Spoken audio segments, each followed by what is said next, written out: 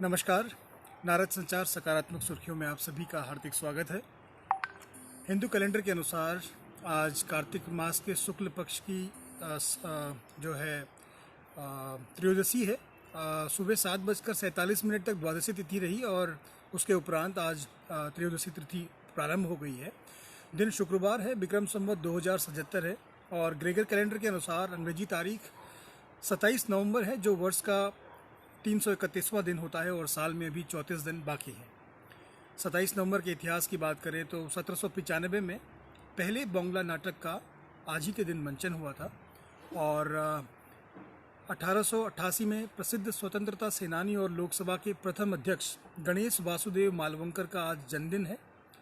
1895 में Alfred Nobel ने Nobel पुरस्कार की आज ही के दिन स्थापना की थी और 1881 में प्रसिद्ध इतिहासकार काशी प्रसाद जायसवाल का जन्म हुआ।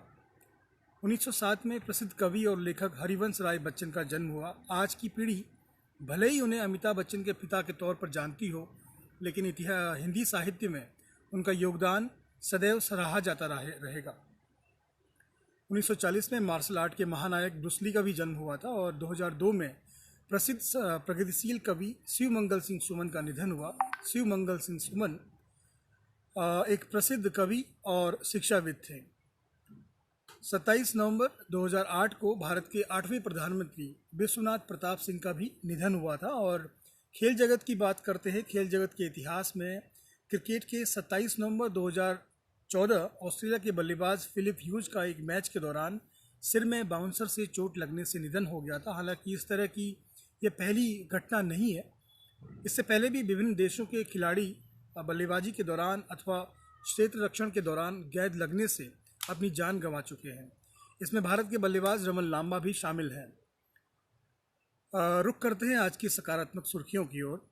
वित्त मंत्रालय ने कहा है कि केंद्रीय प्रत्यक्ष कर बोर्ड CBDT ICAI की पोर्टल पर टैक्स ऑडिट रिपोर्ट अपलोड करते समय प्राप्त विशिष्ट दस्तावेज पहचान संख्या UIDN का सत्यापन करेगा। भारत के चार्टर्ड अकाउंटेंट संस्थान ने 2 अगस्त 2019 को अधिसूचना में ICAI की वेबसाइट में UDIN निकालना अनिवार्य बना दिया था। ऐसा चार्टर्ड अकाउंटेंट होने का गलत दावा करने वालों द्वारा जारी प्रमाण पत्र जारी करने पर जो रोक लगने के लिए किया गया था, जो कि एक सकारात्मक पहल है सरकार के द्वारा। सूचना एवं प्रसारण मंत्री प्रकाश जावड़ेकर ने संविधान के अनुच्छेदों, मूल अधिकारों और मूल कर्तव्यों के इलेक्ट्रॉनिक सारांश का विमोचन किया है।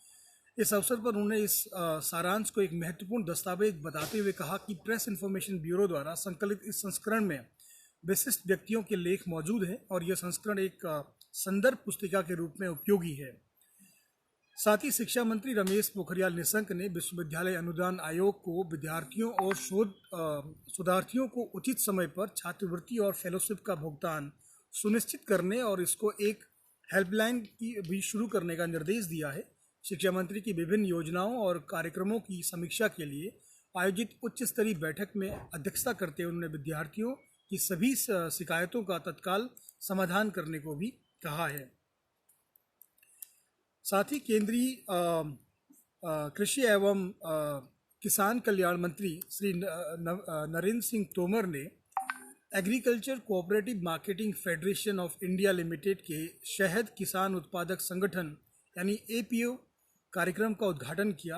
केंद्रीय मंत्री श्री तोमर ने कहा कि 10,000 FPO बनाने की योजना की सफलता के लिए कृषि मंत्रालय ने बहुत अच्छे से तैयारियां कर ली हैं और मधुमक्खी पालन कार्य छोटे किसानों की आमदनी बढ़ाने में बड़ा मददगार साबित हो सकता है।